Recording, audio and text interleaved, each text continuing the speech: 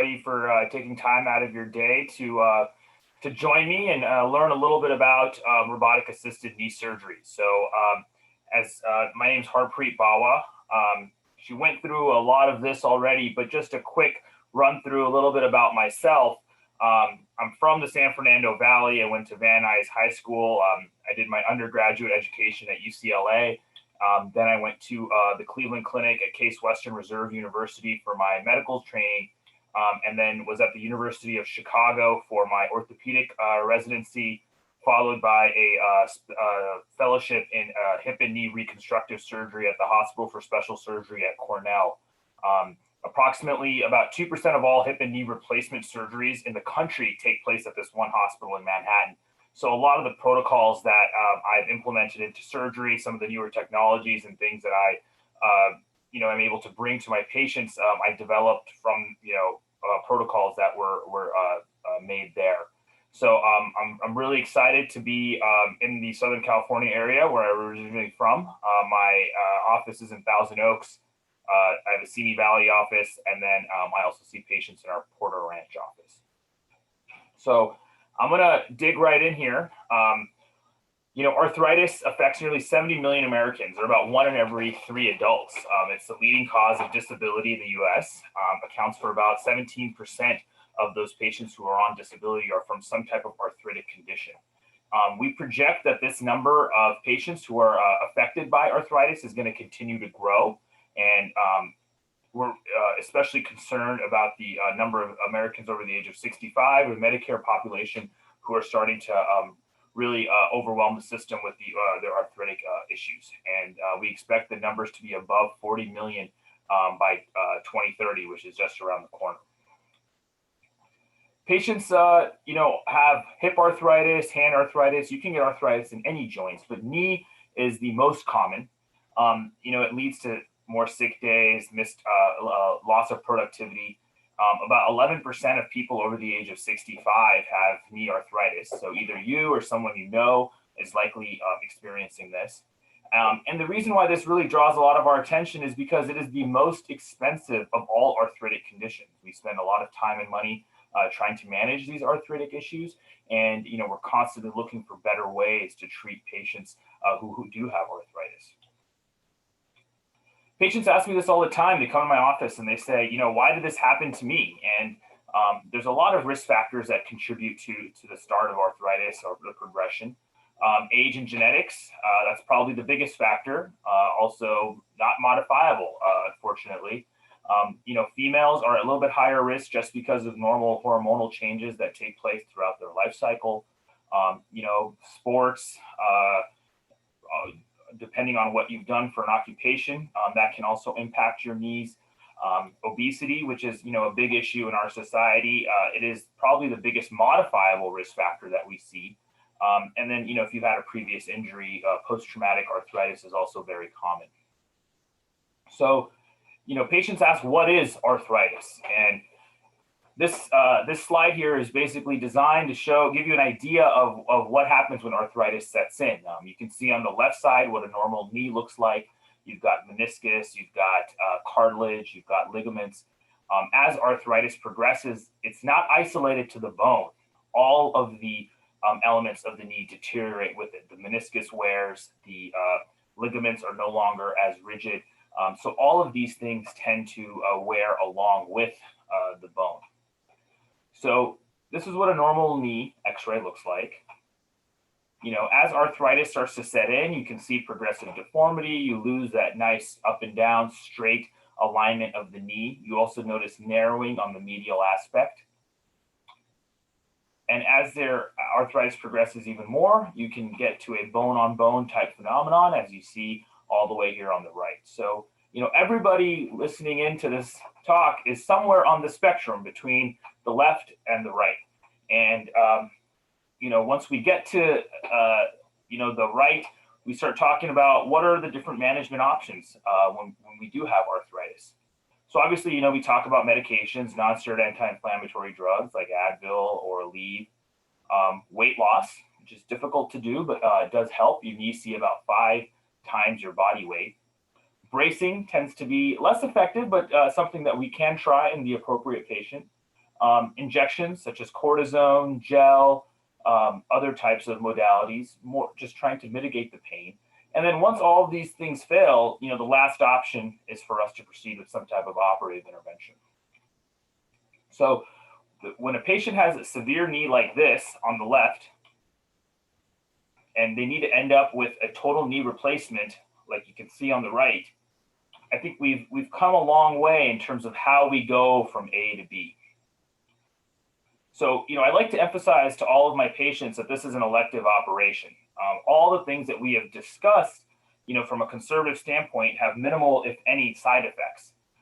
We want to make sure that patients exhaust all conservative treatments before we even go down a road of entertaining any type of operative intervention.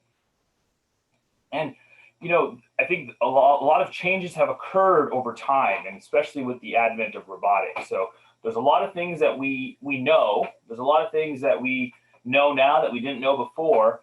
And I think the biggest thing is there's a lot of things that we don't know about. And I think we're starting to find and identify more and more areas for improvement as we perform these surgeries. So, vast majority of patients who've had total knees do extremely well. There's a low infection risk. There is risk for blood clots, but we do a good job of managing that. But there is about 10% of the population, and you can, if you look at registry data from Europe, Australia, you will see that this 10% number kind of continually pops up.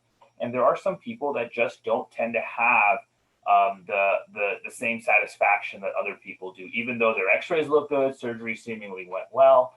So a lot of our focus has been on how do we capture this 10%? How do we make this 10% number lower or, closer to zero? And, robotics has really come a long way for those specific patients. So, I get asked this all the time, what's new and improved? Are you doing surgery the same way you were 10 years ago? And, the reality is that, we are doing it the same, but differently. We have a lot more improvements in terms of the modalities that we're able to offer patients. So one of the things that, we've identified over time is that when you have components that are not put in correctly or placed in the optimal position, you're going to have early failure. As you can see, the x-ray that we have here, the knee is clearly misaligned and requires a repeat operation. You can see that when we do a repeat operation, it's not a very straightforward surgery. You can see on the right side, it's a much bigger implant, much more invasive operation, something that we'd like to avoid if possible. So patients ask, why does malalignment occur? Why didn't you put it in the right way? And I think the best way for us to look at that is to get a better understanding of how standard instrumentation works. And the best analogy is to think of the Thomas guide. And so, most people don't have Thomas guides in their car now. We have, navigation, you have Google Maps, you have Waze. It tells you how to get from point A to point B the fastest. It tells you where there's traffic. It tells you where there may be a cop, with a radar gun, all these different things to help allow you to get to your destination more efficiently. So when we do standard knee replacements, we drill a hole in the femur. We have all these special instruments and jigs that we measure all these angles from on our x-rays, and based off of that, we make modifications. Then we're able to feel certain landmarks on the patient's leg, which may be difficult to identify based off of their anatomy or body habitus, but we make some assessments and we're able to perform the surgery. The reality is that all these instruments are very unreliable and they can move. Some patients have harder bone, some patients have softer bone. There's some subjectivity that goes into where the surgeon may feel certain things should be placed. And the final product is a summation of all of these small errors. There's probably 100 steps to a knee replacement. So you have 100 potential areas for error that you're introducing into the final product. So I always like to use the example of this patient that I had when I was in New York. She's a 45-year-old with bilateral medial knee pain. So she's a school teacher. She had pain on the inside portions of both of her knees. These are her x-rays of her right and her left. And she was scheduled to undergo, bilateral partial medial knee replacements. So I don't do bilateral surgery. That's a different conversation, but seemingly perfect candidate for this type of operation. And these were her immediate post-operative radiographs. And as you can see that the alignment has changed significantly from these procedures. You can see that there must have been some type of bone or other issue on the x-ray on the right side. And so this patient, as you followed her x-rays, you can see her at 1 month. You can see her at 1 year. That deformity has even gotten worse. She's also got progressive arthritis now in the lateral compartment or on the outside portion of the knee where she had very healthy tissue previously. And this is her alignment at 3 years. So now this patient is on disability. She's no longer able to perform her job as a school teacher. She's in constant pain. So you can't help but look back on this case. You had a patient who was a perfect candidate for a specific operation. The operation did not go as planned, and she paid the consequences of that with rapidly progressive arthritis in the other parts of the knee. And she required a repeat operation with a much bigger prosthesis. So now she's 48 years old and she's had 4 combined knee surgeries. These are the kinds of patients that, you can't help but ask yourself, what should we do to get it right the first time? I mean, we really kind of did this patient an injustice. So that's kind of where we start to look at, robotic-assisted surgery. And I'm really happy that, in conjunction with Southern California Orthopedic Institute, we've been able to really bring this technology to our patients. So this is a short video on how it works. One possible treatment option for knee pain is total knee replacement, a procedure that involves removing the damaged bone and cartilage, then replacing the knee joint with an implant to reduce pain and restore the motion and function of the knee. Today, knee replacement surgeries are being combined with new technology, and it's changing the way knee pain sufferers are treated. Knee makeup, a robotic arm-assisted technology used by surgeons to perform total knee replacements. This unique technology helps surgeons provide a personalized surgical experience. Each surgical plan is based on a patient's specific diagnosis and anatomy. And in the laboratory setting, Mako Total Knee enables surgeons to execute their plans more accurately, while also protecting soft tissue and ligaments from damage. Let's take a look at how it works. It begins with a CT scan of the knee joint. A CT scan is a series of x-rays taken at different angles that can help surgeons see things they can't typically see with an x-ray alone. The CT scan data is used to generate a 3D virtual model of the patient's unique anatomy. This virtual model is loaded into the Mako system software and is used to create the personalized preoperative plan. Prior to surgery, the surgeon reviews the plan size and placement of the implant, and if necessary, modifies the preoperative plan in order to better position the implant to the patient's unique anatomy. During surgery, the surgeon locates points on the knee in order to register the anatomy of the Mako system. This process establishes the relationship between the patient's actual anatomy in the operating room and the 3D model that was used during the planning process. This step helps ensure the procedure is executed to plan. Once the anatomy is registered to the 3D model, the surgeon has the flexibility to modify the preoperative plan based on their assessment of the patient's anatomy and range of motion. Then, the surgeon guides the robotic arm to remove the arthritic bone and cartilage from the knee. A virtual boundary provides tactile resistance to prevent the surgeon from removing more than just the arthritic bone identified in the preoperative plan. And visual cues shown in green appear on screen to show how much bone to remove. Collectively, these cues help the surgeon stay on the preoperative surgical plan. With the diseased bone gone, a knee implant is inserted into the joint space. And once the surgeon is comfortable with the knee's movement, it's off to the recovery room to begin the journey towards strengthening the knee joint.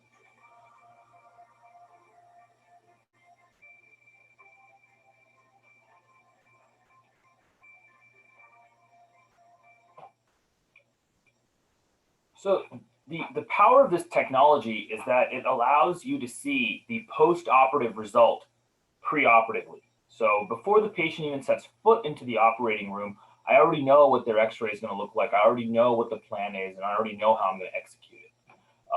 I like to emphasize to patients that the robot is a tool. It is not an implant. The implants that I'm using have good 10 and 15-year data supporting their use. So it's not like I'm concerned about a recall or something happening to where, the implant's failing. We already have good data about the implant. It's just we've enhanced the technique that we use to place that implant. Just because it can help us achieve precision and consistency, it's still important for me to make the appropriate clinical decisions. Just like your navigation unit, if you put the wrong address into the navigation, it will take you to that incorrect address as quickly and efficiently as possible.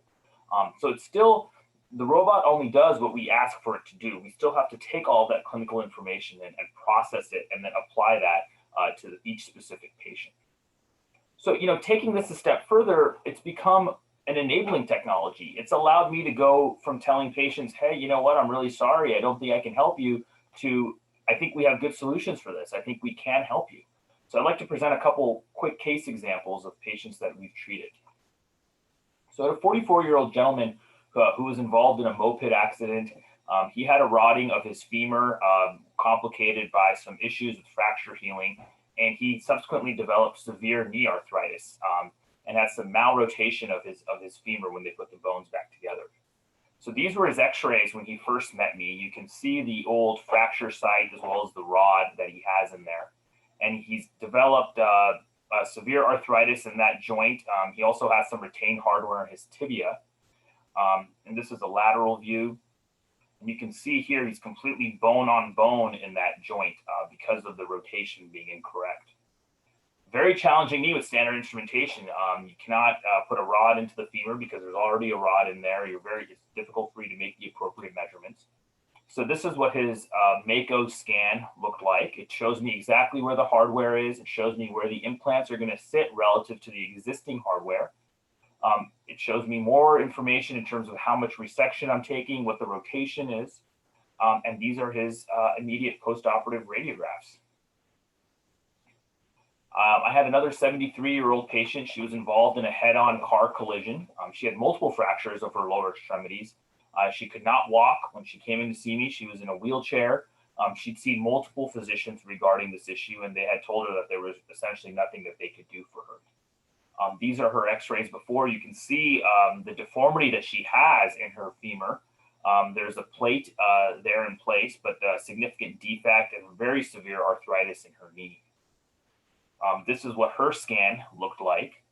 And this is what it looked like once we had the components placed. It also allowed me to identify how much of that hardware I had to remove. This is what her knee looked like after the components were placed. And this is what her final product was. Her right knee pain was completely gone. She was ambulating with a walker. And the first thing she asked me on her post-operative visit was when she could do her other side. So this is a patient that would have been nearly impossible to do without some type of robotic assistance. And, it was very gratifying to be able to restore her quality of life. So robotics has revolutionized the way that we perform knee replacement surgery. It's a tool that allows us to formulate personalized plans for each patient and then execute those intended plans. So the execution is really where we can see the true benefits to the patients. And it also allows us to treat people who previously would not have been able to be treated. So I appreciate everybody's time. I've included my email address here if you have any questions or if you would like to see me. My office phone number is here as well. If you'd like some more information about knee replacement, hip replacement, my website is on here as well. There's a lot of information there, some videos also for you to see. And I think we've got some time for some questions, so I'll take some questions now, but I'd like to thank everybody for your attention and time today. Yes, thank you, Dr. Bawa. If you have questions, feel free to unmute yourself, or if you're not comfortable doing that, you can type your question in the chat box.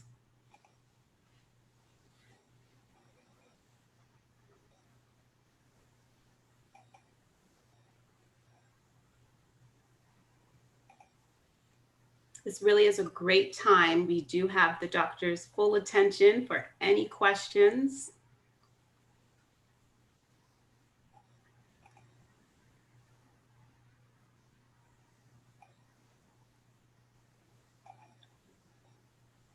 Well, If we don't have any questions, please know that the Southern California Orthopedic Institute does have a virtual booth.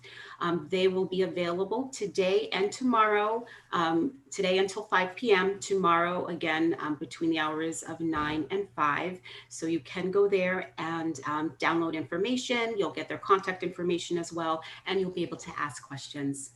So I want to thank Dr. Bawa for joining us today and providing a very informative presentation. And I hope that you all enjoyed it, and we look forward to seeing you at a future session. Thank you, Thank you Doctor. very much.